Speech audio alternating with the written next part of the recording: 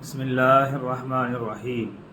السلام علیکم ورحمۃ اللہ وبرکاتہ۔ میرے ناظرین اور سامعین، آج میں ان گناہوں کے بارے میں بات کرنے جا رہا ہوں جن گناہوں کی بڑی وعید آئی ہے اور نبی کریم علیہ الصلوۃ والسلام نے بہت ہی مذمت فرمائی ہے اور بہت بڑے گناہ بتایا ہے۔ یوں تو ہر گناہ ہے، گندی بات تو گندی بات ہی ہوتی ہے اور گناہ ہوتے ہیں، لیکن جو دو گناہ ہیں جو عام لوگوں سے سرزد ہوتے رہتے ہیں، جو عام ہو جاتے ہیں، جن کے بارے میں بے خیالی بے دھیانی رہتی ہے، وہ گناہ آپ کے دیکھنے سننے میں چھوٹے ہیں، معمولی ہیں، اور ان گناہوں کی کرنے کی عادت عام ہے اور بندہ محسوس بھی نہیں کرتا کہ وہ کتنا بڑا گناہ کر رہا ہے۔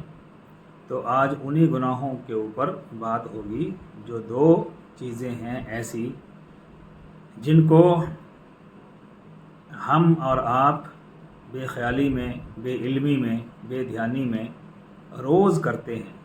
کچھ لوگوں کا تو برا ہی حال ہے، وہ تو بہت ہی اس میں ملوث ہیں، پھنسے ہوئے ہیں، لیکن ان کے بارے میں بہت سخت وعیدیں آئی ہیں اور بڑے سخت گناہ ہیں۔ لہٰذا بات شروع کرتے ہیں، وہ دو گناہ کون سے ہیں؟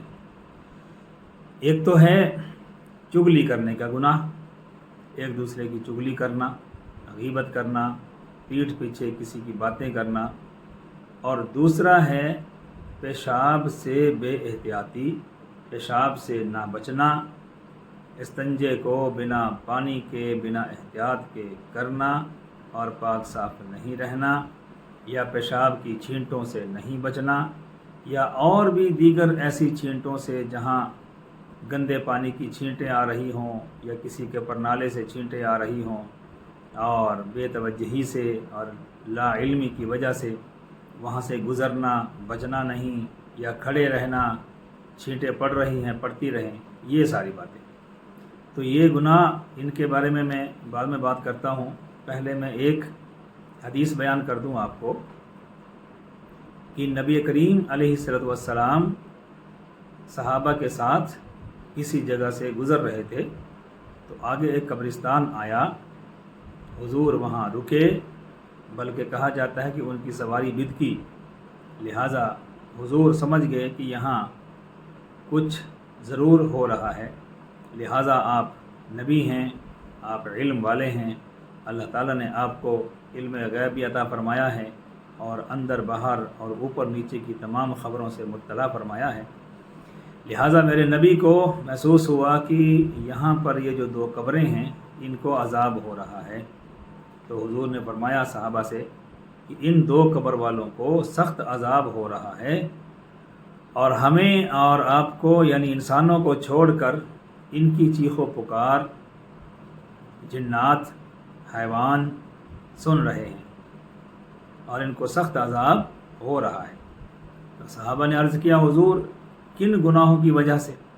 تو حضور نے فرمایا، ایک کو چغلی، غیبت، چغل خوری کرنے کی وجہ سے عذاب دیا جا رہا ہے، اور دوسرے کو پیشاب سے نہ بچنے، پیشاب استنجا کرنے کی بے احتیاطی کی وجہ سے اور پیشاب کی چھینٹوں سے نہ بچنے کی وجہ سے۔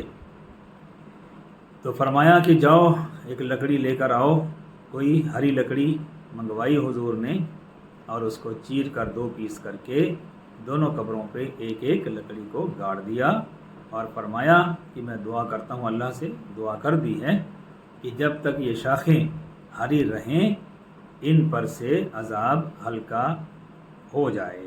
اللہ تعالیٰ اپنی رحمت سے اور میری دعا سے ان کے عذاب کو ہلکا فرما دے گا، تب تک ہلکا رہے گا۔ اب آپ غور کریں، تصور کریں کہ ان دو گناہوں کی وجہ سے اس قدر لوگوں کو عذاب ہو رہا تھا کہ حضور کی سواری بدکی، حضور نے وہاں دیکھا اور ان کے لیے دعا فرمائی اور لکڑیاں گاڑی تاکہ ان کا عذاب ہلکا ہو۔ اب سمجھنے کی بات یہ ہے میرے بھائی، چغلی، ایک دوسرے کی باتیں، غیبت کرنا عام ہو گیا ہے، बंदा परवाह भी नहीं करता और वो चुगली कर जाता है। उसको पता भी नहीं चलता कि मैं किसी की चुगली, किसी की गीबत कर रहा हूँ। बड़े मज़े ले लेकर बात सुनाता है, किसी की बुराई, किसी के ऐब लोगों के सामने पेश कर रहा होता है, किसी का मजाक उड़ा रहा होता है। उसको पता भी नहीं चलता कि मैं कितना बड़ा गुनाह कर रहा हूँ, और वो मज़े ले लेकर बातें करता है। एक तो ये हो गया। दूसरा, हमारे यहाँ जो आलिम हैं, जानते हैं, जिन्होंने सुना है या पढ़ा है या अमल करते हैं, वो तो यकीनन पेशाब और दीगर तरह की छींटों वगैरह या गंदगी नापाकी से बचते होंगे। लेकिन हमारा बहुत बड़ा तबका हमारे माशरे में बहुत बड़ा ऐसा तबका है कि मुसलमान होने के बावजूद वो अल्लाह के बंदे पेशाब से बचना तो दूर की बात, एहतियात करना तो दूर की बात, कम वक्त कहीं भी खड़े होकर झाड़ी के पास या किसी बाड़ में, खेतों में, कहीं भी, यहाँ तक कि मैंने देखा है कि 50 आदमियों के सामने एक बदतमीज़ खड़े होकर पेशाब कर रहा था। एक और देखा, वो गांव के बीचों बीच जहाँ आसपास घर भी थे, और उसका एक साथी जो काफ़ी उम्र का था उसके पास ही बैठा हुआ था, और वो उसके पास खड़ा होकर खेतों में जो बाड़ दी जाती है, बाड़ झाड़ियाँ लगा रखी होती हैं, उनमें खड़ा होकर वो पेशाब कर रहा था। मैं सुना देता हूँ बात आपको। मैंने उसको देख लिया आते हुए दूर से, और उसके पास से ही गुज़रा। बिल्कुल रास्ता है चलने का, और इधर को भी एक रास्ता जा रहा है, वहाँ से भी कोई भी आ सकता है। और सामने जो घर दिखता है, उस घर में एक प्रोग्राम था, तकरीबन बकरीद की दावत थी हमारी, हम वहाँ गए हुए थे। तो वो बदतमीज़ खड़े होकर वहाँ पेशाब कर रहा था। मुझे बहुत बुरा भी लगा, गुस्सा भी आया कि इसको क्या करूं, इसकी क्लास लगाऊं, इसको फटकार लगाऊं। फिर डर लगता है, मैं पहले ही बदनाम हूं अपने इलाके में, अपने एरिए में, अपनी बिरादरी में, कि ये बंदा रोक टोक बहुत करता है, बोलता बहुत है, लोगों को बड़ी सारी बातें ऐसे कह देता है, बेइज्जती कर देता है। तो भाई, इसमें बेइज्जती करने वाली कौन सी बात है? अगर एक आदमी गैर शरअ काम कर रहा है, शरीयत के ख़िलाफ़ काम कर रहा है, कोई बात कर रहा है, तो हम सुनते रहें चुपचाप, तो फिर हमारे पढ़ने का और इल्म हासिल करने का फ़ायदा क्या हुआ?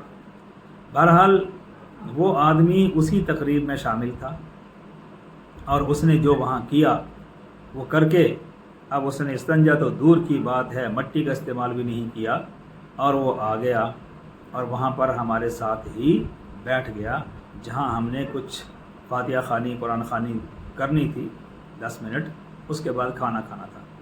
जब मैंने देखा कि ये तो वही है और यहाँ आके बैठा है इस मजलिस में, और ये मजलिस अल्लाह की, उसके रसूल की मजलिस है, जहाँ कुरान पढ़ा जाना है और फिर हम खाना खाएंगे, तो मेरे मन में आया कि मैं इसको उठा दूँ यहाँ से, निकल यहाँ से। जब तेरे को इतनी तमीज़ नहीं आई अभी तक कि पेशाब कैसे करना चाहिए, कहाँ करना चाहिए, क्या उसका तरीका है, और पाकी नापाकी का तुझे कुछ इल्म नहीं, जबकि छोटे छोटे बच्चों को भी मालूम है, तू इतना बड़ा हो गया है और तुझे शर्म हया नहीं है, इसको उठा दूँ। लेकिन मुझे पता था कि अगर मैंने ऐसा अमल किया तो बिरादरी के लोग उसको तो कुछ कहेंगे कि नहीं कहेंगे, लेकिन शायद मेरे ही पीछे पड़ जाएं और मुझे ही गलत कहकर, हो सकता है मुझे ही वहाँ से जाना पड़ता, क्योंकि हालात ही ऐसे हैं।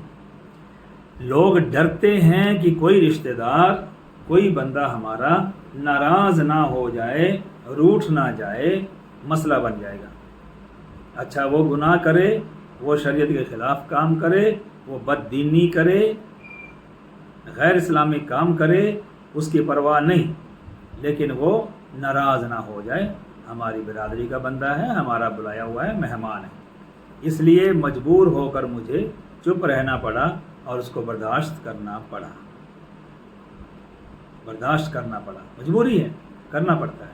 अगर बोलो तो आप ही गुनहगार ठहराओगे। तो भाई मैं आपसे दरख्वास्त करता हूँ, अपने आप को चेंज करिए, अपने आप को बदलिए, और जो आपके आसपास थोड़े बहुत पढ़े लिखे लोग हैं और जिनमें थोड़ी सी बेदारी, थोड़ी सी जागरूकता है, और वो किसी को रोक टोक करते हैं, तो उनका बुरा मत मानो, बल्कि उनका साथ दो کہو کہ ہاں بھائی مولوی صاحب ٹھیک کہہ رہے ہیں اور آپ غلط ہیں، آپ کی غلطی ہے۔